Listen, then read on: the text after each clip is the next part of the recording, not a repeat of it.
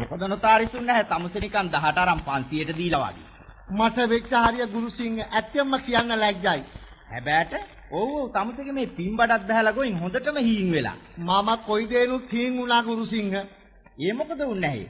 පස්සදොරේ මුදලිකම් ගන්න ගියාම කාටත් මෙහෙම තමයි වෙන්නේ. හැබැයිට ඕයි අහස පොළොව එකට ගැටලන්න පුළුවන් තමුසෙත් ඔය ගැටේට අහුණාද? අපේ හාමිනේගේ කරදරේ නිසායි මේ තැනටපත් උනේ. ඊට වලව් වෙලා මාතනිය කියව ගන්න දොළදුක් හැදිලා. ඉතින් ගේ දොර වටුති බැඳලා නැති වෙනකම් ඒ ගැන වැඩ කළා.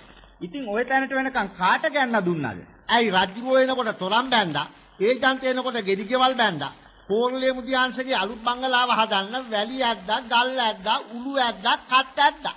ඇයි ඕයි ඒ තැනට අමාරු වෙනකොට නවත්ත ගන්න එපා ඈ. නවත්ත ගන්න බැරි තැනට වුණා.